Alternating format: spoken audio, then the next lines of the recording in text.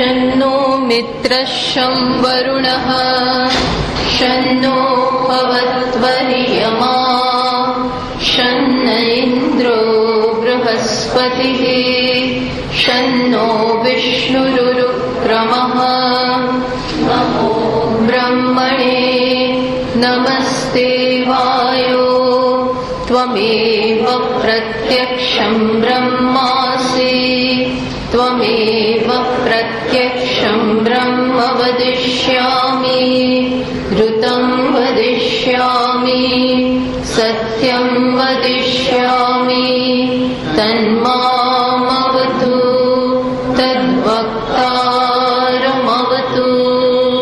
अवतु माम् अवतु वक्तारम् ॐ शान्ति शान्ति शान्तिः श्रुतिस्मृतिपुराणानाम् करुणालयं नमामि भगवत्पादं शङ्करं लोकशङ्करं शङ्करं शङ्कराचार्यं केशवं बादरायणं सूत्रभाष्यकृतौ वन्दे भगवन्तौ पुनः पुनः ईश्वरो गुरुरात्मेति मूर्तिभेदविभागिने व्योमवद्व्याप्तदेहाय दक्षिणामूर्तये नमः। सर्ववेदान्तसिद्धान्त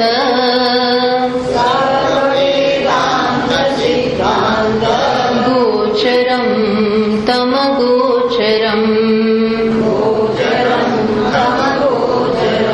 गोविन्दं परमानन्दम्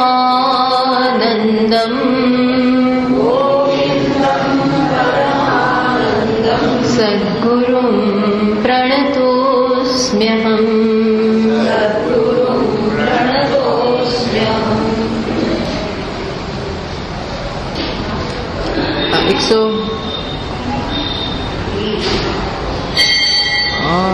154-55 श्लोक। मुञ्जादिशिखामिव दृश्यवर्गात्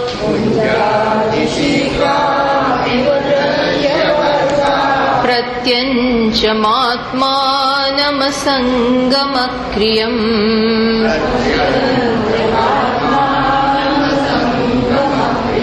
विविच्य तत्र प्रविलाप्य सर्वम्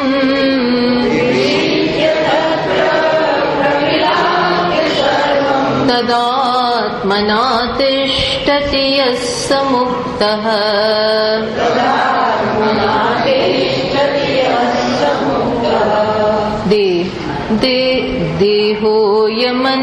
देहोऽयमन्न भवन् कदाचित् देहोऽयमन्न भवनोन्नमयस्तु कोशः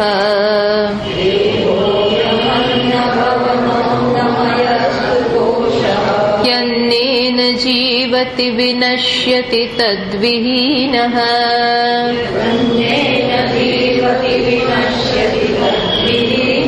त्वक्चर्म मांसरुधिरास्ति पुरीशराशिः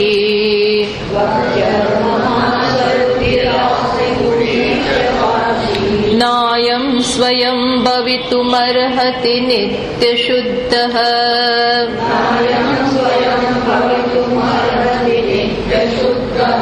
तो આપણે કહ્યું 154માં શ્લોકમાં આત્મ અનાત્મ વિવેકઃ કર્તવ્યઃ બંધ મુક્તયે વિદુષા કે મુક્તિમાં બંધનમાંથી મુક્તિ ઈચ્છનાર વિદુષ એટલે જ્ઞાનીએ શું કરવું જોઈએ? જિજ્ઞાસુએ ખાસ શું કરવું જોઈએ? તો કે આત્મ અનાત્મ વિવેકઃ કર્તવ્યઃ આત્મ અનાત્મનો વિવેક કરવો જ જોઈએ। કારણ કે આત્માને અને અનાત્મા સાથે જે આત્મા જાણે કે ભેગા થઈ ગયા છે એની પહેલા બંનેની સ્પષ્ટ સમજ પ્રાપ્ત કરી અને આત્માને ગ્રહણ કરવો જોઈએ. એના માટે અત્યંત આવશ્યક છે કે તમે અનાત્માથી આત્માને ભિન્ન કરો.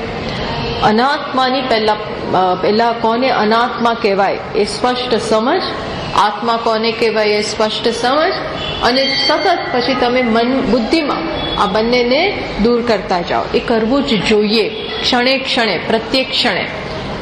અને કેવી રીતે કરવાનું છે એ પણ કહ્યું. મુંજાદ ઈશિકામ ઇવ, જે મુંજ નામનું ઘાસ છે એમાંથી એની અંદર રહેલા પેલા કોમળ ગર્ભને બહુ જ કોમળતાથી આપણે કાઢવાનું છે.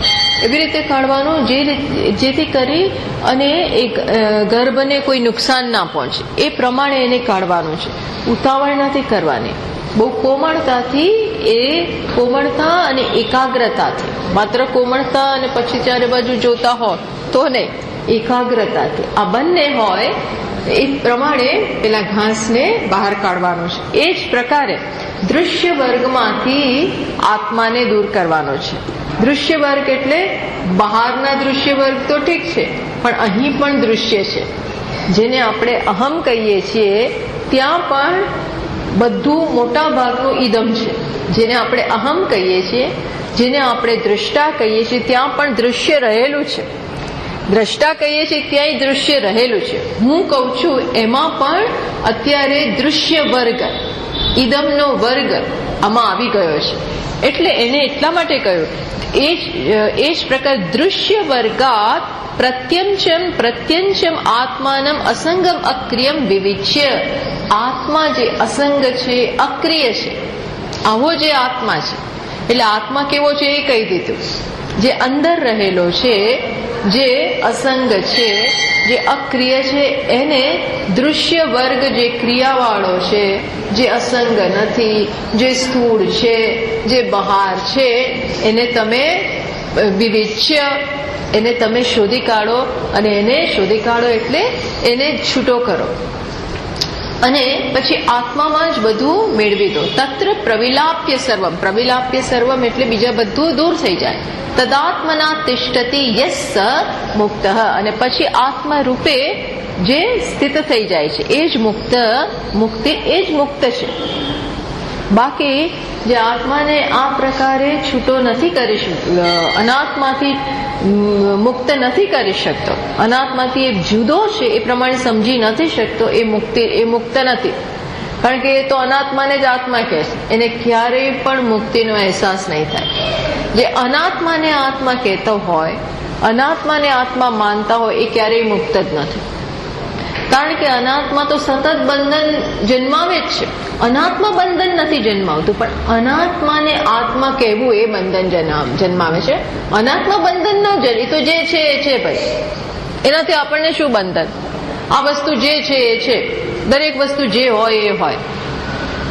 એને ભલે ને નાશ થતો, એનામાં ભલે ને વિકાર આવતો, એનો જે થતો એ થાય, પણ આપણે ત્યાં અહમ ભાવ ન સ્થાપિત કરીએ, હું એ છું એવું ન કહીએ. બીજું બધી વસ્તુનું જે થતું હોય તો, પણ હુંને કંઈક થયું તો તકલીફ છે. આ હું જેને હું કહું છું એનો નાશ થાય તો મને તકલીફ છે. આનો નાશ થાય તો તકલીફ નથી, સમજો. આનો નાશ થાય તોય તકલીફ નથી. બીજી બધી વસ્તુનો નાશ થાય તકલીફ નથી, અર્થાત એ મને એટલું દુઃખ નથી આપવા જેટલો હુંનો નાશ. એટલે જે બધું નાશવાન છે, નાશવંત છે, વિકાર વાળું છે, ત્યાં હું નો ભાવ સ્થાપિત કર્યો છે તો ક્યારેય બંધનમાંથી મુક્ત નહીં થાય. કારણ કે આ બધી જ વસ્તુ ક્ષણે સતત નાશ થઈ રહી છે, સતત નષ્ટ થઈ રહી છે. અને દરેક વખતે એની સાથે અહમભાવ હશે તો મારોય નાશ થશે. એટલે કે છે કે આ જે આત્માને આત્મા રૂપે જ જાણે છે એ જ મુક્ત છે, બાકી કોઈ મુક્ત નથી. અનાત્મામાં અહમભાવ હોય ત્યાં સુધી કોઈ મુક્ત થઈ જ ના શકે. ગમે એટલું તમને અમે આત્માને અનાત્માને બહુ સારી રીતે જ રાખીશું, બધી સલામતી પ્રોવાઈડ કરીશું, બધા સુખ સગવડો વચ્ચે રાખીશું, તો પણ જે પોતે જ જતું રહેશે એને તમે શું કરશો? જે પોતે એનામાં એવું કંઈ છે જ નહીં કે એ હંમેશ માટે નિત્ય રહી શકે. તો જવાનું જ છે, પ્રત્યેક ક્ષણે નાશ પામી રહ્યું જ છે. એટલે કોઈ રીતે આપણે એને રોકી શકીએ એમ છીએ નહીં. અને માટે બંધન લાગવાનું ને લાગવાનું જ. એટલે મુક્તિનો અનુભવ કરવો હોય તો આત્માને આત્મા રૂપે જાણ્યા વગર છૂટકો જ નથી. અને કોને મુક્ત નથી થવું? કોઈને મુક્ત ન થવું. ભલે એવું સ્પષ્ટ એવી સમજ ના હોય કે હું મુક્તિ ઈચ્છું છું, પણ એ સતત સુખની જે પીપાસા કરી રહ્યો છે, સુખ માટે જે વલખા મારી રહ્યો છે, શાંતિનો પ્રયત્ન કરી રહ્યો છે, બધી વસ્તુ પરિવર્તન કરી અને આનાથી થોડું સારું, આનાથી સારું, આ બધા જે પ્રયત્નો કરી રહ્યા છે એ બધા શું બતાવે છે? મુક્તિ માટેની એની ઈચ્છા છે જ. મુક્તિની ઈચ્છા છે જ, આપણે જાણતા હોઈએ કે નહીં. કારણ કે એ સ્વભાવ છે. મુક્તિ એ આત્માનું સ્વરૂપ છે. સ્વરૂપથી આપણે અળગા રહી જ ના શકીએ. એટલે એ કહ્યું. પછી 56મા શ્લોકથી એક પછી એક કોષ લેતા જશે અને પહેલા એની સમજ આપશે કે આ શું છે અને એ આત્મા કેમ ન હોઈ શકે એ બતાવશે. આમાં સ્થાપિત શું કરશે? આમની સ્ટાઇલ કઈ છે ભાષ્યકારની અહીં કે પહેલા સ્થૂળમાં સ્થૂળ કોષથી શરૂ કરે છે, અન્નમય કોષની વાત કરશે, પહેલા એનું વર્ણન કરશે અને પછી બતાવશે આ કેવી રીતે આત્મા હોય, તમે જ નક્કી કરો એમ કે છે. આ કોષ આવો જે અમે બતાવ્યો એવો જે છે એ આત્મા કેવી રીતે હોય તમે નક્કી કરો. અર્થાત એ આત્મા હોઈ શકે નહીં. આત્માની કેટેગરીમાં એ આવી જ ન શકે એ બતાવશે. એટલે જો આપણને સરસ રીતે કોષથી આત્માને મુક્ત, કોષ એટલે ભ્રમ, સ્થૂળ દેહ અન્નનું બનેલું છે, એ આત્મા હોઈ શકે ને. એ તો ગયા વખતે 156મા શ્લોકમાં આપણે જોયું, ફરી જોઈએ. જો દેહ અયમ અન્ન ભવન અન્નમયસ્તુ કોષ. શું કે છે? આ જે દેહ છે, અયમ દેહ, આ જે દેહ છે એ કેવો છે? અન્ન ભવન. એ શું છે? અન્નનું ભવન, અન્નનું બનેલું ઘર. અન્ન ભવન, અન્નાદ ભવનમ ઉત્પત્તિ યસ્ય સહ. અન્નમાંથી ઉત્પત્તિ થઈ છે. જેમ આ બધા ઘર હોય એ સિમેન્ટ ને રેતી અને ચૂનો ને બધા એનું બનેલું હોય, એમ આ જે ઘર બનેલું છે, આ દેહ, આ સ્થૂળ દેહ છે એ શેનો બનેલો છે? અન્નનું બનેલું છે. એમાં મસાલો અન્ન જ છે. અન્નને જ આવો આકાર છે, અન્ન જ આવું છે. એટલા માટે શંકરાચાર્યજી ને પેલા ચાંડાલે કહ્યું કે કોણ કોનાથી આગો જાય? શંકરાચાર્યજી કહ્યું ને કે ગચ્છ ગચ્છ, બંને નજીક થઈ ગયા. તો પેલા ચાંડાલ કે છે, બહુ વેધક પ્રશ્ન કરી દીધો. અન્નમયાદ અન્નમયમ, પહેલા કોને કે છે? પહેલું એમણે શું મૂક્યું? અન્ન મૂક્યું. કે છે અન્નમયાદ અન્નમયમ દૂરી કરતું વાંચસી. શું આપ આ એક અન્નના બનેલા દેહને બીજા અન્નથી બનેલા દેહને દૂર જવાનું કહી રહ્યા છો? અર્થાત ત્યાં પણ સમાનતા છે. ત્યાં પણ આ મારો દેહ, ચાંડાલનો દેહ ખરાબ અને તમારો દેહ શુદ્ધ અને સારો, એવું તમે કેમ કહ્યું? કારણ કે આ પણ શેનું બનેલું છે? એક જ મસાલો અન્ન, અને બીજું બી અન્નમયાદ અન્નમયમ. મયટ છે એ શું છે? એના અર્થમાં છે વિકારના અર્થમાં. ત્યાં મયટ, અહીં પણ અહીં મયટ. અન્ન દેહ અયમ અન્ન ભવન અન્નમય. મયટ સંસ્કૃતમાં છે ને બે અર્થમાં હોય છે, પ્રાચુર્ય અને વિકાર. આ બે અર્થમાં હોય. અહીંયા કયા અર્થમાં છે? વિકાર. આ અન્નનો વિકાર. એટલે તમારો દેહ પણ, ચાંડાલ કે છે, તમારો દેહ પણ અન્નનો વિકાર છે અને મારો દેહ પણ અન્નનો વિકાર છે. Where is the difference? આ બંનેમાં ભેદ ક્યાં છે? એટલે એ કે છે એ તો વસ્તુ અલગ છે, પણ અહીં પણ શું કે છે? કે આ અન્નનું બનેલું ઘર છે. કેવું? અન્ન ભવન માતૃ પિતૃ ભુક્ત અન્ન વિકારાધી અસ્ય ઉત્પત્તિ. માતા પિતાએ ખાધેલા અન્ન, એ માતા પિતાએ જે અન્નનું ભક્ષણ કરેલું છે એમાંથી આ બનેલો છે. તદુપરાંત આ કેવો છે? અયમ દેહ. અયમ દેહ એટલે આ દેખાય છે, એમ બે વસ્તુ. આ અન્નનું બનેલું છે, પાછું અયમ દેહ પરિદૃશ્યમાન, જે દેખાય છે એ પણ અનાત્મા. જે દેખાય એ અનાત્મા જ હોય એટલે પણ કહી દે છે. કેવો છે? સ્થૂલ દેહ. કેવું છે? પંચાનામ કોશાનામ મધ્યે સ્થૂલ દેહ એવ અન્નમય. આ 5 કોષની મધ્યમાં એક જ અન્નનો બનેલો છે, 5 એ 5 નહીં. આ સ્થૂળમાં સ્થૂળ જે સ્તર છે એ એક જ અન્નનું છે, બીજું બધા નહીં. પછી બીજાના બનેલા છે. આ શેનું બનેલું છે? માત્ર અન્નનું, બીજા નહીં. અને તમે આ ક્યાંથી લઈ આવ્યા? આમાં અહીંયા બધું ભાષ્યકાર બધી જ વસ્તુ શ્રુતિ તરફ પોઈન્ટ કરે છે કે આમાં હું કઈ મારું કહેતો નથી. હું બધું જ કહું છું. એ કોના આધારે કહું છું? શાસ્ત્રના, શ્રુતિના આધારે. તો આ ક્યાંથી આપણને કે છે? તૈતરીય. પંચકોશનું ખૂબ સુંદર વિવેક ક્યાં રહેલો છે? તૈતરીયમાં. તૈતરીય ઉપનિષદમાં એ છે. એટલે કે છે ત્યાં પણ આ વાત આવી.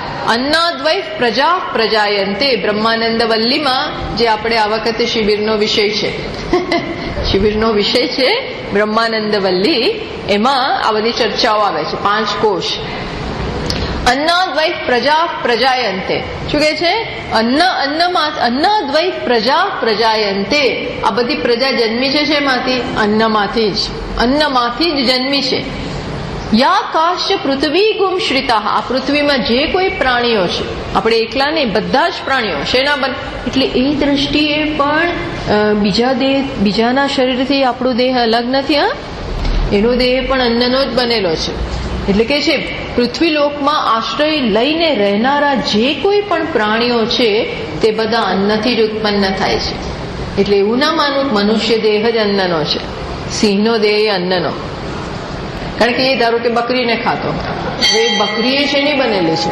અન્નની જ બનેલી છે. એ બકરી ઘાસ ફૂસ ખાતી હોય કે જે છેવટે બધા કોના બનેલા છે? અન્નના જ. દેહ, સ્થૂળ દેહ ક્યાંય પણ યા કાશ્ચ પૃથ્વી ગુમશ્રિતા. પૃથ્વીમાં ક્યાંય જે પણ દેહ છે એ બધા શેના બનેલા છે? અન્નના. અથ અન્ને નૈવ જીવંતી. અન્નથી જ જીવન ચાલે છે, અન્ન જ સ્થિતિ ચાલે. અથૈનદપી યંતી અંતતઃ. અને પછી જયારે એનો અંત થાય ત્યારે પણ એ અન્નમાં જ, જમીનમાં એમાં જ મળી જાય છે. અન્નમ હિ ભૂતાનામ જ્યેષ્ઠમ. આ બધું તૈતે અન્ન બધા ભૂતોમાં સૌથી પહેલું જન્મ્યું છે, બધી જ વસ્તુમાં. કારણ કે આકાશ ને વાયુ ને અગ્નિ ને જળ ને પૃથ્વી ને પછી ઔષધિ અને પછી અન્ન જન્મ્યું. અને એમાંથી પછી પ્રજાની ઉત્પત્તિ થઈ અને બધા આગળ વધવા માંડ્યા. એટલે સૌથી પહેલો જન્મ જાણે કે કોણ? એટલે જ્યેષ્ઠ છે, સૌથી મોટો છે. તસ્માત સર્વૌષધમ ઉચ્યતે. આ તો ઔષધ છે, અન્ન તો ઔષધ છે જેનાથી આ શરીર ચાલે છે. એમ ત્યાં તૈતરીયમાં એ જ અહીં ભાષ્યકારે ત્યાંથી લીધેલું છે એમ કે છે. એટલે અહીં પણ અન્નેન જીવતી વિનશ્યતી તદ વિહીન. અન્નથી જ આ શરીર ચાલુ રહે, એનાથી જ એની સ્થિતિ હોય. અને તદ વિહીન વિનશ્યતી. એના વગર નાશ પામે. તો મ્રિયતે એવું તમે આપણને પ્રશ્ન થાય, ઘણા લોકો ઘણું ખાતા નથી તો કેવી રીતે જીવે છે? આ જૈન મુનિઓ ને ઘણા બધા એવા જૂના ઋષિઓ થઈ ગયા, જે કાંઈ અન્ન, એવા ઘણા અપવાદ તો આપણે બાજુ મૂકવાના, પણ તોય એમનું જે જીવન ચાલતું હોય ને, એમનું શરીર તો ચાલુ છે ને. ધારો કે હવે ન લેતા હોય, પણ શરીર જે અન્નનું બનેલું છે એટલે એમાંથી ધીરે ધીરે ખવાતું હોય, એમાંથી બધું ખવાઈ જતું હોય.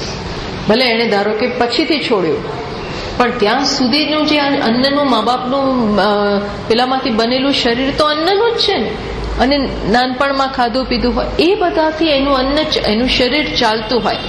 તમે અન્ન લેવાનું બંધ કરો ને એટલે ધીમે ધીમે ધીમે શરીરની જે બધી ચરબીઓ છે ને એ ખવાતી જાય. ધીરે ધીરે એ અન્ન, એનાથી જીવન આપણું આયુષ્ય ચાલુ રહે. પછી એ બધું પૂરું થઈ જાય, પછી વાયુથી ભક્ષણ ચાલે. ટૂંકમાં આ બધાથી ધીમે ધીમે ચાલતું હોય. પ્રાણથી કંઈક તો જોઈએ જ, પ્રાણથી ચાલતો હોય, પાણીથી ચાલતું હોય. એટલે પાર્વતીજી ધીરે ધીરે ધીરે ધીરે ધીરે ધીરે ધીરે ધીરે અપર્ણા પાન ખાવા માંડ્યા અને વાયુ ખાવા માંડ્યા અને આવું બધું. પણ કંઈક તો ચાલ, પછી કશું જ ન રહ્યું ત્યારે શિવજી આવવું જ પડ્યું. શિવજીએ પ્રગટ. ટૂંકમાં ધ્રુવ પણ ધ્રુવે પણ આવી બધી બહુ તપશ્ચર્યા, બધા ઋષિમાં, રાવણે આવું બધું બહુ કરેલું છે, પણ એને ઘોર તામસિક વૃત્તિ હતી આ બધા પાછળ. અચ્છા, એ આપણો અત્યારે વિષય નથી, પણ ટૂંકમાં અન્નથી તદ વિહીન નશ્યતિ. એટલે હવે કે છે ન કેવલમ પરાધીન ઉત્પત્તિ સ્થિતિકત્વમ અનાત્મત્વે હેતુઃ ઇતિ નિશ્ચયઃ. હા, જે વસ્તુ જે શરીર પોતે અન્ન ઉપર નભી રહ્યું છે એ આત્મા કેવી રીતે હોય? જો અન્ન ન મળે તો શરીર જીવવાનું નથી. તો જે પરાધીન હોય એ કેવી રીતે આત્મા હોઈ શકે? કે છે ને આપણે કોકની પાસે કંઈક માંગીએ તો કે ભાઈ મારે જ માગવું પડે છે, મારે જ માગવું પડે છે, હું તમને શું આપવાનો હતો? અર્થાત જે પરાધીન હોય એ શ્રેષ્ઠ ના હોય, એ પોતે આત્મા હોય જ ના શકે. એટલે આપણને એક અહીંયા આત્માની ઓળખ માટે કઈ વસ્તુ આપી? જે પરાધીન ના હોય, જે દૃશ્ય ના હોય. એક કારણ કે આત્માને વિવેક કરવા માટે, છૂટું પાડવા માટે પેલા બે વસ્તુને આપણે સ્પષ્ટ જાણતા હોવા જોઈએ તો જ છૂટા પાડી શકીએ.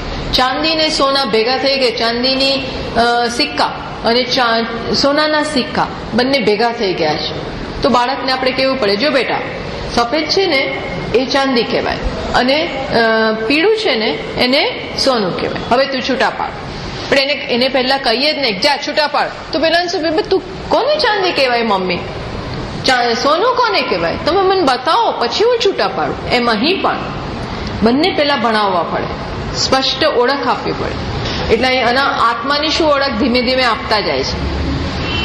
જે અન્નનું બનેલું નથી, જે દૃશ્ય નથી, જે કેવું છે પરાધીન નથી, પરાધીન ના હોય. જયારે આ સ્થૂળ દેહ કેવો છે? અન્નનો બનેલો, દૃશ્ય અને પરાધીન માટે આત્મા હોય છે. અનાત્મત્વે હેતુ, અનાત્મા એ છે. નટ હા તો વળી પાછું કેવું છે? અશુદ્ધ છે. અન્નનું બનેલી વસ્તુ શુદ્ધ ક્યાંથી હોય? અન્નની બનેલી વસ્તુ હોય, અન્ન પોતે જ ધીમે ધીમે વિકાર પામે છે. આપણે રાંધીને રાખ્યું હોય, ક્યાં હવે જુઓ ઉનાળો શરૂ થયો ને કે ટકશે જ નહીં વસ્તુઓ, તરત બગડી જવાની.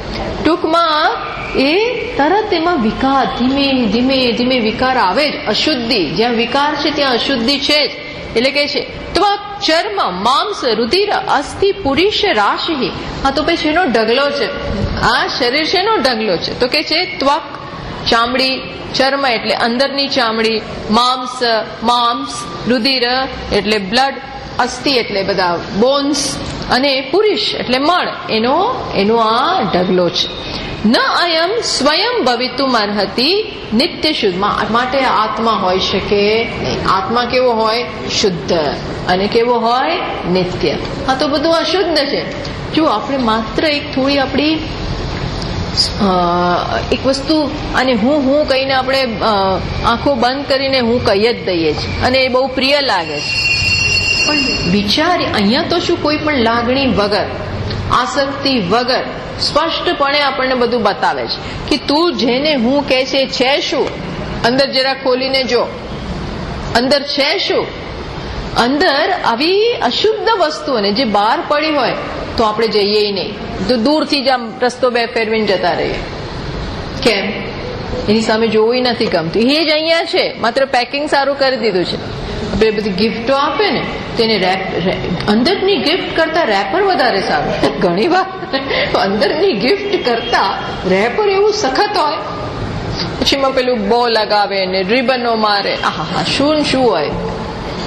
અંદર કદાચ એટલું મહાન ના હોય. એમ અહીં પણ આ બહારનું પેકિંગ જ સરસ છે, બહુ સરસ. અંદર તો જોવા જેવું જ નથી. અંદર તો આપણને જુગુપ્સા થાય એવી જ વસ્તુ છે. પણ જે વિવેક કરે એ જ છેતરાઈ ના જાય, બાકી તો આપણે છેતરાઈ જ જઈએ એવું છે. એટલે અહીંયા કે છે કે નિત્ય અશુદ્ધ દેહ તો નિત્ય અશુદ્ધ, સતત અશુદ્ધ જ છે.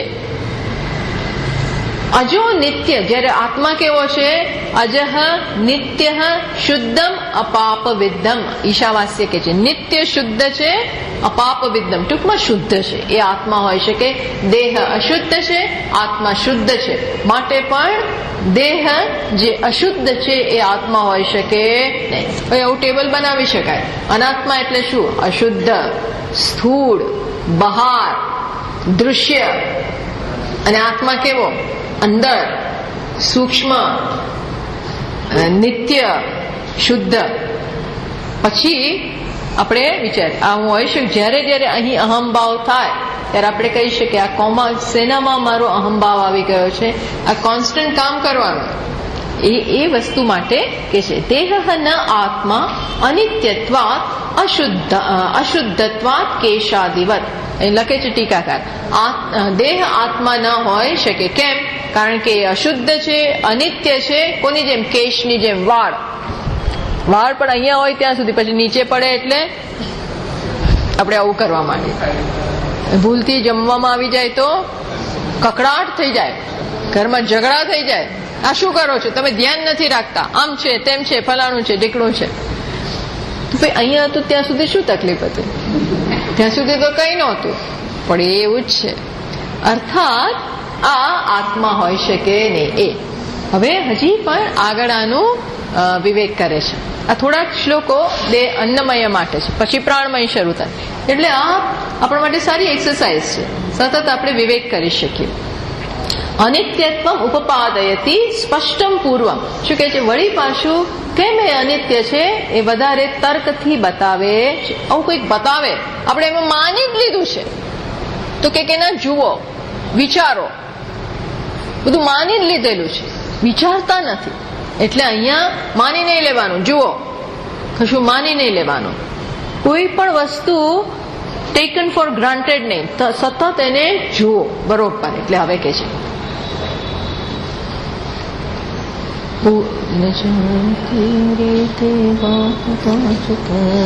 પૂર્વમ જનેરપી મૃતેરતનાયમસ્તિ. પૂર્વમ જનેરપી મૃતેરતનાયમસ્તિ. જાત ક્ષણ ક્ષણ ગુણો નિયત સ્વભાવઃ.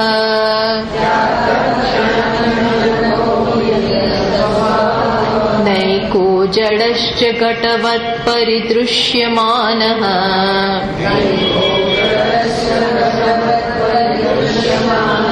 સ્વાત્મા કથમ ભવતિ ભાવ વિકાર વેત્તા.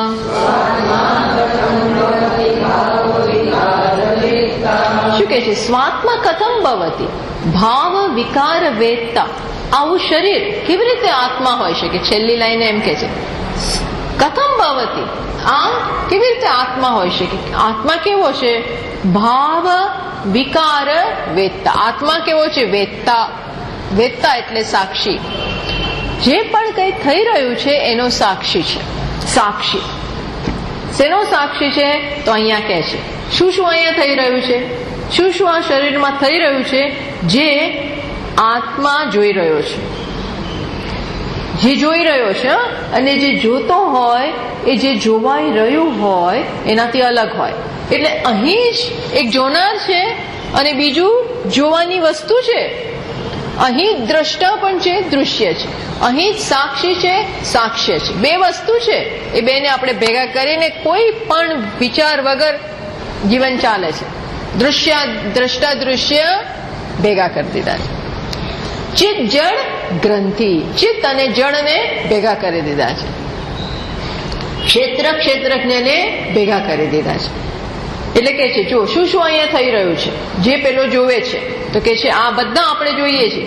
પૂર્વમ જનેહે અપી મૃતેહે અથ ન અયમ અસ્તિ. જન્મ પહેલા નહોતો, જન્મ પછી નથી. જન્મ પહેલા નહોતો આત્મા, શરીર જન્મ પહેલા નહોતું, જન્મ પછી મૃત્યુ પછી નહીં હોય.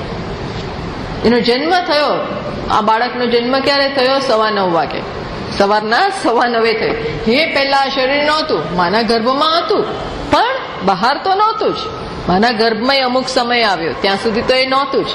અને મૃત્યુ પછી પણ શરીર ભડાક કરતું નહીં હોય, તરત જ રે. પણ જેવું ચિતામાં મૂકી દઈએ પછી અડધી પોણી કલાક કે 1.5 કલાક ત્યારે પણ એ ખામ પકતું હશે, મને ખબર નથી.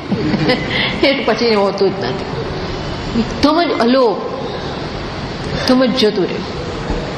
પાછું છે ત્યારે પણ કેવું છે, છે ત્યારે પણ કેવું છે, આ બધું આપણને ખબર છે. જાત ક્ષણ ક્ષણ ગુણ અનિયત સ્વભાવ, પ્રત્યેક ક્ષણે જન્મે મરે. અર્થાત જન્મે મરે એટલે આમાં બહુ ચેન્જીસ થાય છે. પ્રત્યેક ક્ષણે બહુ, આ તો આપણને દેખાતા નથી, પણ પ્રત્યેક ક્ષણે નવું બ્લડ જન્મતું હોય, જૂના કોષોનો નાશ થતો હોય, નવા કોષો જન્મતા હોય. આવું પાછું ઘણું બધું એમનેમ જ એક દિવસ આમ હાથ ચાલતો બંધ થઈ જાય, પગ ચાલતા બંધ થઈ જાય, વ્યાધિઓ થઈ જાય. એ તો રિપોર્ટ કરાવે ત્યારે ખબર પડે, પણ એ તો ક્યારનું થતું હોય અંદર. રિપોર્ટ કરાવે એટલે પછી કે ભાઈ ઘસારો છે, એ આપણને એમ કહી દે ઘસારો છે. આ ઘસારો આજે નથી આવ્યો, એ ક્યારનો આવતો હતો, આ ક્યારનો. પછી પેલું આપણને કે શું છે ભાઈ, બીપી છે ને ફલાણું છે. આ બ્લડ પ્રેશર ક્યારનું હતું, એમ નતું. ધીમે ધીમે બ્લડમાં શુગર એ એકદમ સડનલી ઓવરનાઇટ નથી થયા, ધીરે ધીરે ધીરે ધીરે. એટલે કેન્સર ઘણાને થાય, તો કેન્સર એક દિવસમાં નથી થતું. તો ઘણી વાર તો ક્યારનું સાયલન્ટ થયા કરતું હોય છે, ઝીણું ઝીણું ઝીણું ઝીણું ઝીણું ઝીણું. પછી WBC એના પેલા કોષ ભેગા થતા જાય છે. અને પછી જયારે રિપોર્ટ કરાય ને બાયોપ્સી, એટલે સીધું 4th સ્ટેજ, સીધો શું કે 4th સ્ટેજ. અરે પણ ભાઈ હજી તો હમણાં તો તમને ખબર પડી, હમણાં તો ખબર પડી. આ 3 સ્ટેજ સુધી તો ખબર જ નહોતી. અર્થાત કહેવાનું છે જાત ક્ષણ ક્ષણ ગુણ અનિયત, પ્રત્યેક ક્ષણે એમાં ચેન્જીસ એટલે કે અનિયત સ્વભાવ, એમાં કશું સમાન છે જ નહીં, સતત બદલાયા કરે.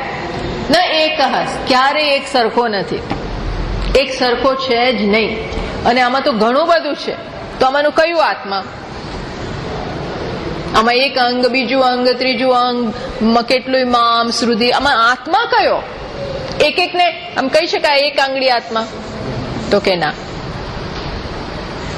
અર્થાત આ એક નથી, આમાં અનેક વસ્તુઓ છે. ના એક જડશ્ચ, વળી જળ છે.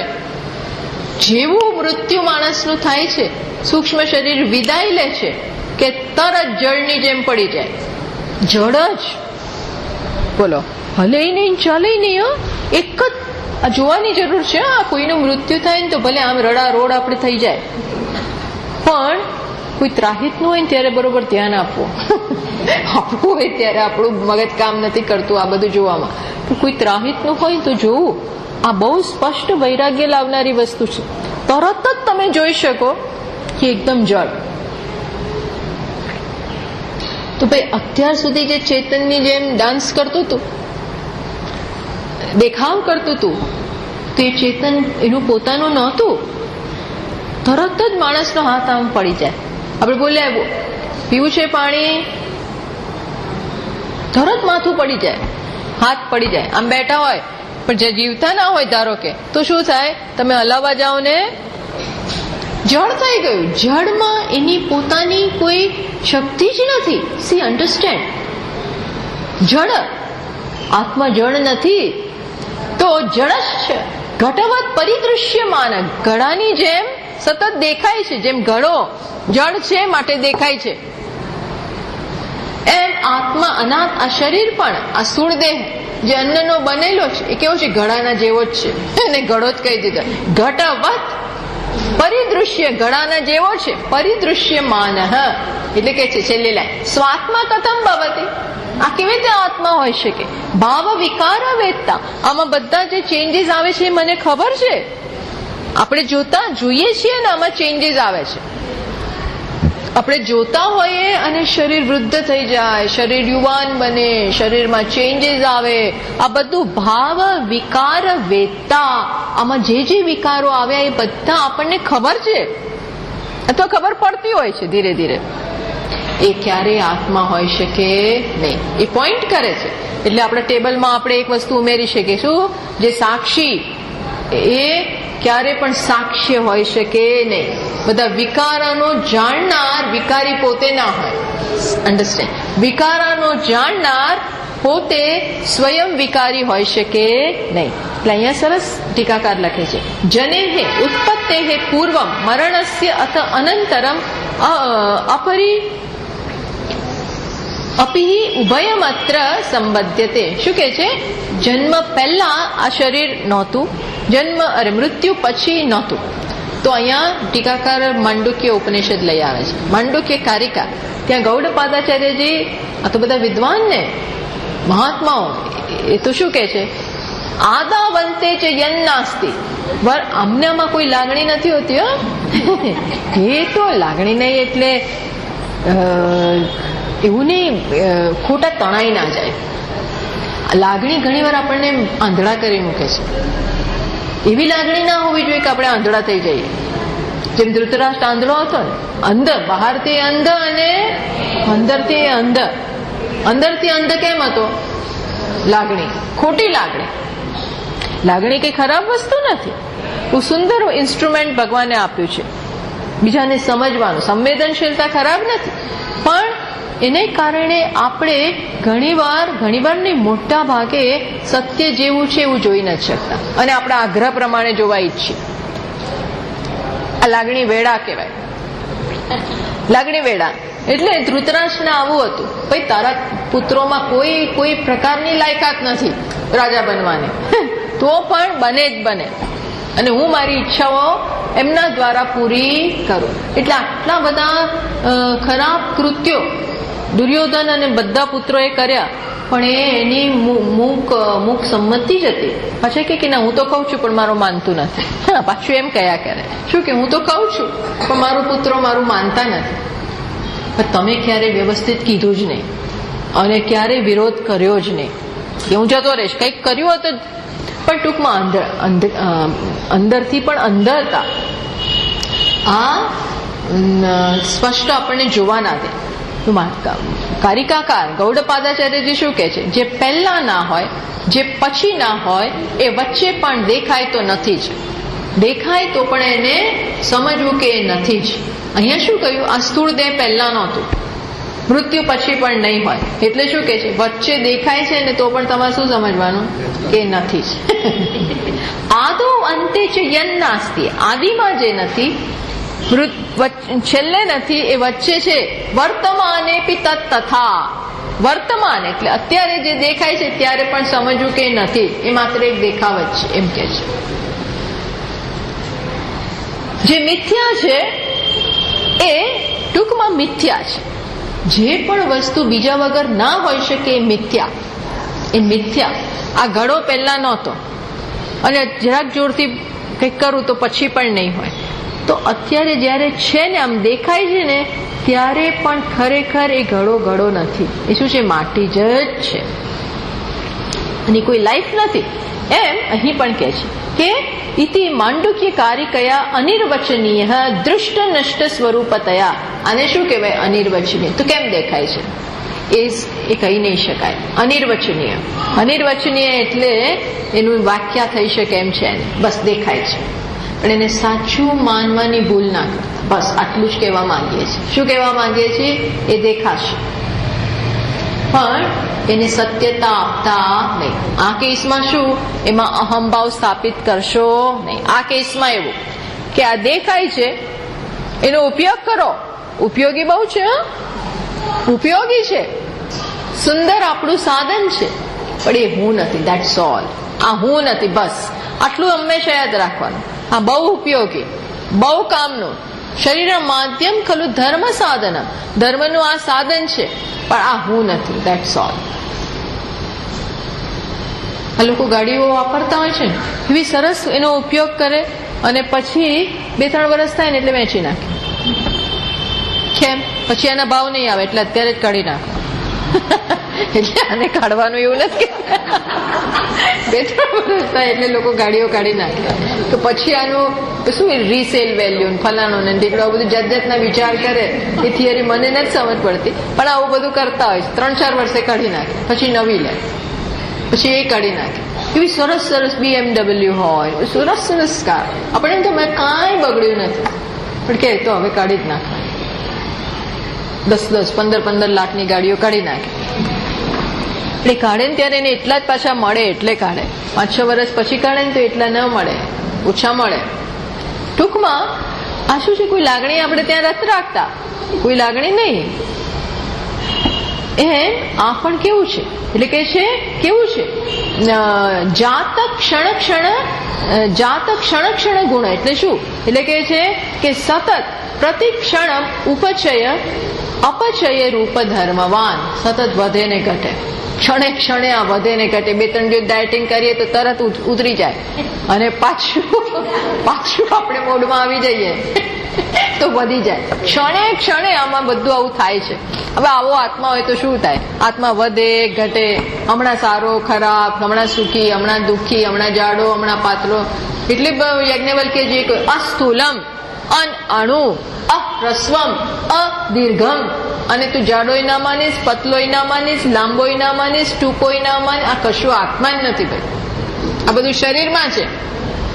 એટલા માટે કેવું પડ્યું તો કે આપણે એવું કહેવાનું શું છે, અસ્થૂલમ એ એટલા માટે કારણ કે આ સ્થૂળ છે, આ સ્થૂળ છે, સ્થૂળતા અહીંયા છે, દીર્ઘતા અહીંયા છે, લંબાઈ અહીંયા છે, પહોળાઈ અહીંયા છે આત્મામાં ને. એટલા માટે પ્રત્યેક ક્ષણે બદલાય છે, પ્રત્યેક ક્ષણે ચેન્જીસ આવે છે. આપણને ખબર નથી. ઘણીવાર આપણે કહ્યું છે ને, ઘણીવાર જે વસ્તુમાં સતત ચેન્જ આવતો હોય છે ને, એ લાંબા સમયે આપણને ખબર પડે, ઓ તો વજન એકદમ ઉતરી ગયું. એકદમ નથી ઉતર્યું, એ સતત ઉતરી જ રહ્યું છે. પણ સતત જોનારાઓને ન ખ્યાલ આવે. તમે 6-12 મહિને, અઠવાડિયે, 10-15 દિવસે મળો ત્યારે ખબર સુકાઈ ગયા છો, સુકાઈ ગયા અથવા વધી ગયા, તબિયત સારી થઈ છે એમ આપણને એમ ના કે આ લોકો કહેશું તબિયત જરા સારી થઈ છે એમ કે. ટૂંકમાં સતત આવું ચાલે છે. હવે એ આત્મા કેવી રીતે હોય, નિયત કેવો છે, અનિયત સ્વભાવ, ચેન્જિંગ, કોન્સ્ટન્ટલી ચેન્જિંગ, એ આત્મા ના હોય. પછી શું કે છે, ના એકસ્મિન જન્મની અપી, એક એટલે આમાં સતત કશું સમાન નથી. એકસ્મિન જન્મની અપી, આ એક જન્મમાં શું થાય છે સતત, તો કે છે બાલ્ય યૌવનાદિષુ ભિન્નત્વેન જ્ઞાયમાનમ. થોડા વર્ષો બાળપણ, થોડી વર્ષો યૌવન, થોડી વખત પ્રૌઢાવસ્થા, પછી વૃદ્ધાવસ્થા. આ એક જ જન્મમાં માણસ આ બધામાંથી પસાર થાય. કોઈ બાળક એવું શરીર રહેતું જ નથી. પછી તમે જોજો ઘણા બાળકો આમ એવા જન્મ્યા તે સાવ આવડા 4 દિવસમાં આવડા લાગે. આમ જન્મી ત્યારે સાવ આવડું હોય, આવડું બચ્ચું હોય સાવ, અને પછી તરત વધે અને થોડા વખત પછી તો ચાલવા માંડ્યું હોય. બોલો કેટલું ચેન્જ આવે છે. એટલે કે છે ભિન્નત્વેન, અને એ આપણે જોઈએ છીએ, આપણામાં ચેન્જીસ આવતા આપણે જોઈએ છીએ. બાળપણથી યુવાન થયા, યુવાનથી પ્રૌઢ થયા, વૃદ્ધાવસ્થા નજીક આવતી છે, આ બધું જોઈએ. તો જોનારો આ બધું જોવે છે ને છતાં શું કે હું વૃદ્ધ છું. અરે વૃદ્ધ તું નથી. તું જો વૃદ્ધ હોય તો પહેલેથી વૃદ્ધ જ હોવો જોઈએ. તું જો બાળક હોય તો પહેલેથી બાળક જ હોવો જોઈએ.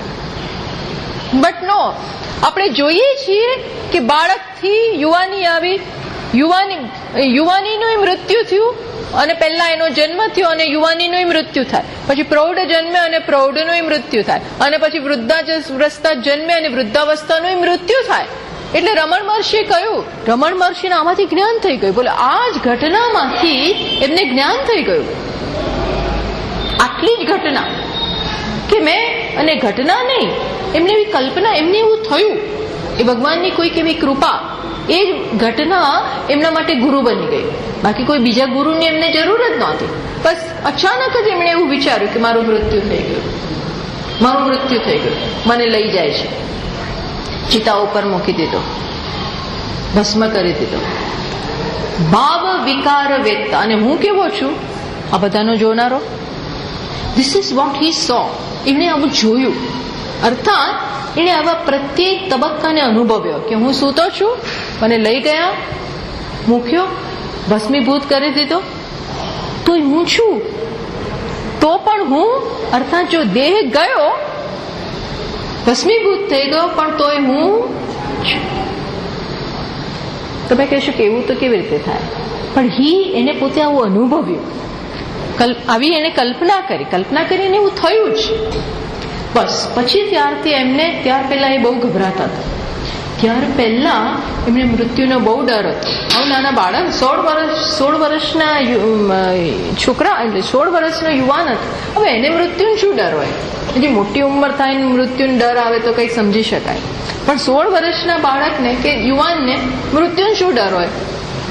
એટલે એને બહુ ડર હતો, બહુ ગભરાતા હતા, બહુ જ ગભરાતા હતા.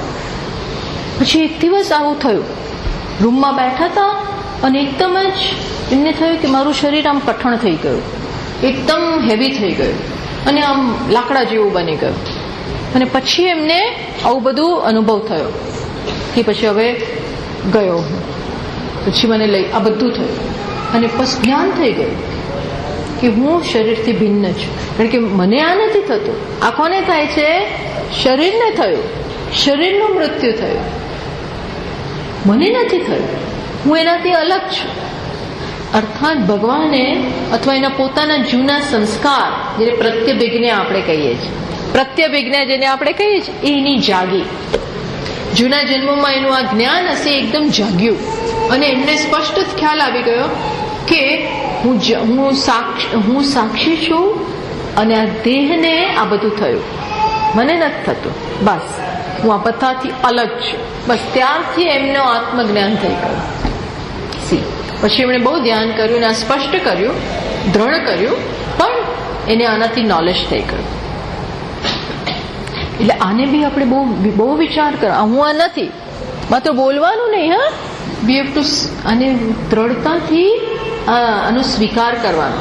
આપણે સ્વીકારતા નથી, આ સાંભળીએ પણ સ્વીકારતા નથી, અંદરથી સ્વીકારવા. ભાવ ઇદાનીમ કુક્ષ ઇદાનીમ સ્થૂલ છે ને, બધા વિકારોનો આપણે જોનાર છીએ. શું જોઈએ છે? તો કે હમણાં જાડું છે, પછી પતલું છે, પછી કૃશ થઈ જાય છે. તો આ જાણનાર જે જણાઈ રહ્યું છે એ કેવી રીતે હોઈ શકે?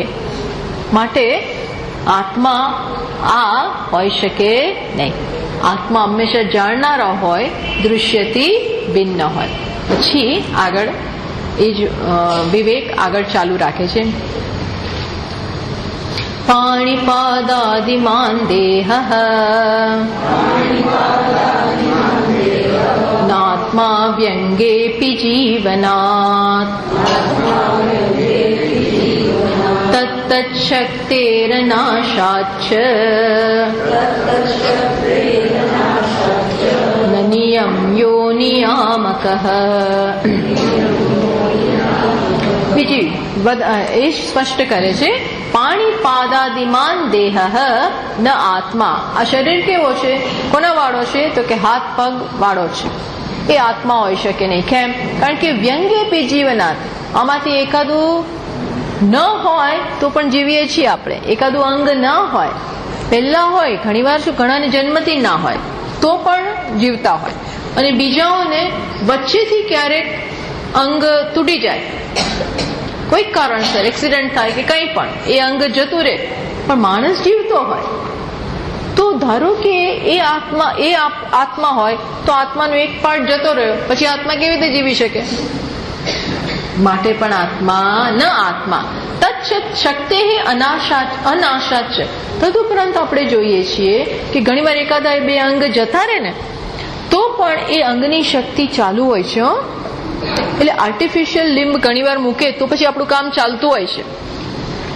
ટૂંકમાં એ બહારનું અંગ ના હોય, પણ એવું જરૂર નથી કે એને બીજા જન્મ જ્યારે થશે, આ વખતે ધારો કે આંખ ના હોય, બીજા જન્મમાં એને આંખ મળે તો સૂક્ષ્મ શરીરમાં જે એ ઇન્દ્રિયની શક્તિ છે એ તો ચાલુ જ રહે છે. સૂક્ષ્મ શરીરમાં ઇન્દ્રિયો બધી હોય છે, પ્રાણ. સૂક્ષ્મ શરીર એટલે આ ઇન્દ્રિયો, જ્ઞાનેન્દ્રિયો, કર્મેન્દ્રિયો, અંતઃકરણ, અહંકાર, આ બધું સૂક્ષ્મ શરીર. આ ભાવમાં એને આંખ નથી, પણ બીજા ભાવમાં એને હોય. ટૂંકમાં એ ઇન્દ્રિયની શક્તિનો નાશ નથી થયો, એ તો એનું ચાલુ જ છે. તત્ત શક્તિ. અને અહીં પણ આ એકાદું બે જતું રહે તો પણ શરીર તો ચાલુ જ રહે છે. ન નિયમ્ય નિયામક. શું કે છે? જે નિયમ્ય હોય એ નિયામક કેવી રીતે? આ શરીર તો ભાઈ નિયમ્ય છે, કોઈક એને ચલાવી રહ્યું છે.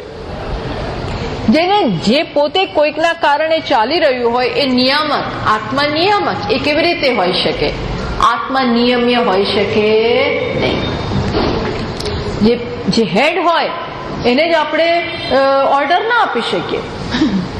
એ જ આપણને ઓર્ડર આપે, એ જ આપણું શાસન કરે, નહીં કે આપણે એનું શાસન કરીએ. એમાં આત્મા આ શરીરનો નિયામક છે અને શરીર નિયમ્ય છે. નિયમ્ય ક્યારેય આત્મા હોઈ શકે નહીં. સાદો રૂલ જ અહીંયા કહે છે.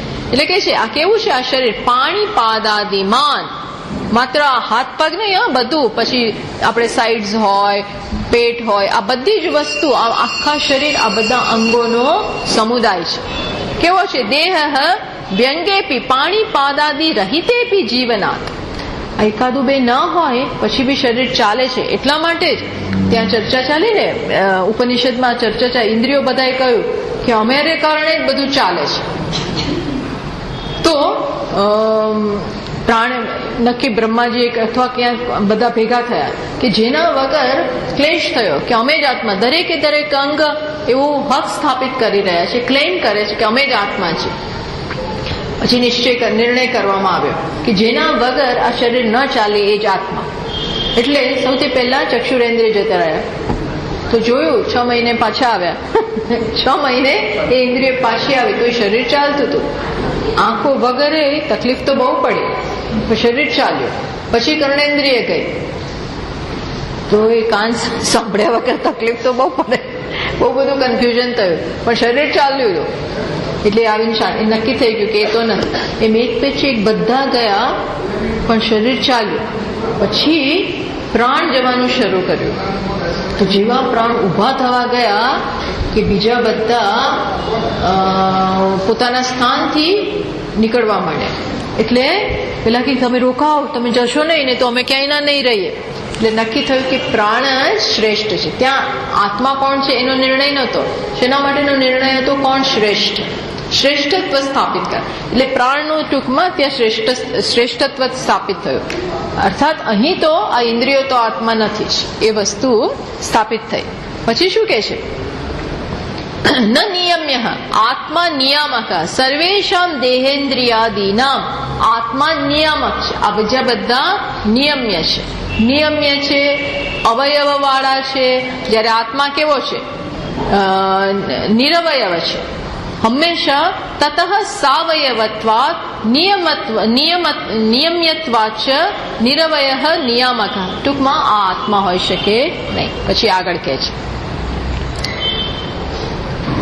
દેહ તદ્ધર્મ તત્કર્મ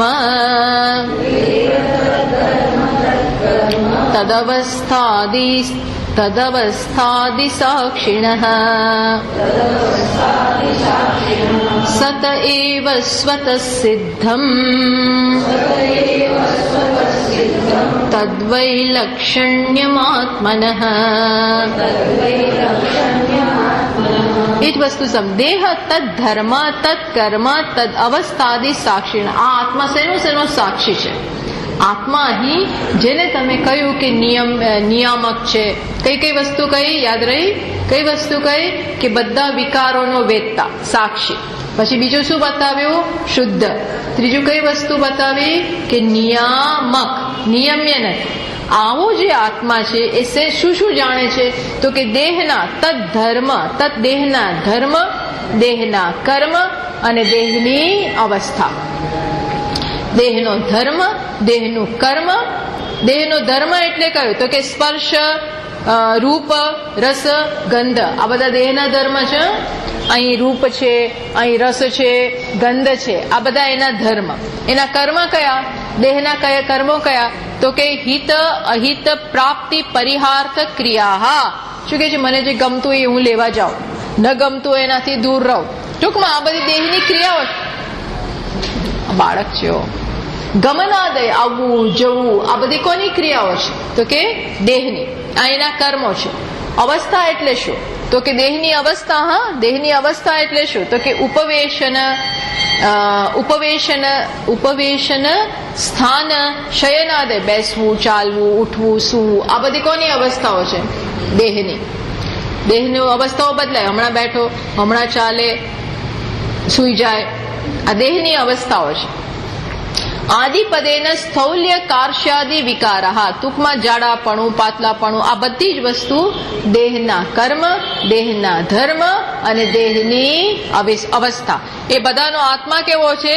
સાક્ષિણઃ. સર્વ અવસ્થા, આ ભિન્ન ભિન્ન અવસ્થાઓમાંથી દેહ જે પસાર થાય છે એનો આત્મા સાક્ષી છે.